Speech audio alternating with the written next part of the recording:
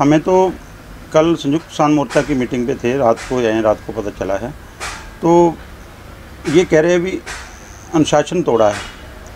हम अनुशासन में रहकर ही विरोध प्रदर्शन कर रहे थे। हमारा संयुक्त किसान मोर्चे का आह्वान था 26 तारीख को जो नरेंद्र मोदी के पुतले फूकने हैं और घरों पर और अपने बाइक वाहनों पर काले झंडे लगाने हैं। उसी के चलते ही हमने जो ऐलान किया था भी हम दुष्यंत चौटाला की कोठी के आगे नरेंद्र मोदी के, सीएम मनोहर लाल खट्टर के, डिप्टी सीएम दुष्यंत चौटाला के, रणजीत चौटाला के और किसी मंत्री के पुतले फूकेंगे। तो हम पुतले फूकने जा रहे थे तो बाबा बुमन शाह चौक पर बैरिकेडिंग कर दी, जो कि हमने तो ये ऐलान किया था भी उनकी कोठी के आगे पुतले फूकने हैं। फिर हमने प्रशासन कहने लगा भी वहाँ नहीं जाने देंगे। हमने कहा कि आप 100-200 मीटर जो है उर्ली साइड हम वहाँ प्रदर्शन कर लेंगे अपना। तो फिर भी उन्होंने परमिशन नहीं दिया। तो हमने बैरिकेड तोड़ के अपनी मर्जी से जहाँ हमने स्थान कहा था वहीं रुके हैं। पुलिस के रोकने से नहीं रुके। बहुत अनुशासन में हमारे युवा साथी भी साथ थे। सभी ने अनुशासन का पिक्चर देते हुए वहीं ही पुतले का दहन किया है जहाँ हमने उनको बोला था। उस दौरान किसी भी हमारे किसान साथी ने, हमारे युवा साथी ने किसी पुलिस वाले के ऊपर कोई भी किसी तरह का कोई ऐसा हमला नहीं किया, कोई ऐसी चीज़ नहीं की। आराम से बैरिकेड को साइड में करके हम आगे चले गए हैं। तो एक इतना बड़ा इशू बनाना, और दूसरा नंबर वो मान लो डिप्टी सीएम का निवास है वहाँ, तो कितने महीनों से वो बैरिकेड बाबा बुमन शाह चौक पर लगाए हैं।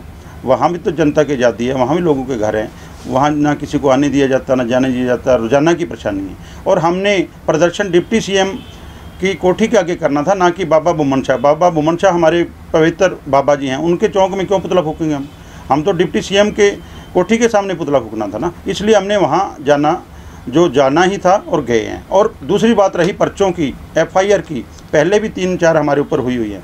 इन एफआईआर से डर के, इन पर्चों से डर के कोई भी किसान, हमारे युवा साथियों के रात के फ़ोन आ रहे हैं, वो कहते हैं भी एफआईआर हुई है, हम और जाएंगे, हम विरोध प्रदर्शन करेंगे, हम गिराव करते हैं। मैं कहा नहीं, अपनी सारी जत्थेबंदी का हमने पदाधिकारियों को बुला रखा है। अभी थोड़ी देर में मीटिंग करके हम जो अगले रणनीति है तय करेंगे। हमारा संयुक्त किसान मोर्चा से भी बात चल रही है, वहाँ से जो निर्देश आएगा, जो आगे की रणनीति होगी हम तय करेंगे। सारे हमारे सिरसा के जितनी और जत्थेबंदियाँ हैं, किसान जत्थेबंदियाँ, उनके साथ भी राय मशवरा करके हम आगे की रणनीति को तय करेंगे। क्योंकि ये हमारा हक है प्रदर्शन करना। हम तीनों काले कानूनों के खिलाफ पिछले 6 महीनों से दिल्ली के बॉर्डरों पर और इससे पहले 3 महीने हरियाणा और पंजाब में, लगभग 9 महीने से हम प्रदर्शन कर रहे हैं 3 काले कानूनों के खिलाफ एमएसपी गारंटी कानून बनाने के लिए। और इसलिए हमने ये एक उस प्रदर्शन का ही हिस्सा था जो हमारी संयुक्त किसान मोर्चे की कॉल थी।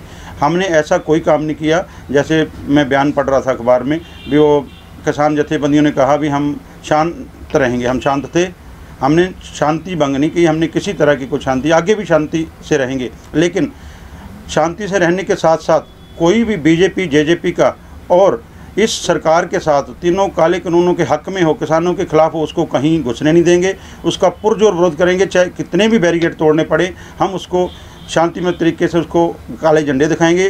किसी को वहाँ किसी गांव में, किसी जगह पे, किसी प्रोग्राम पे किसी को घुसने नहीं देंगे।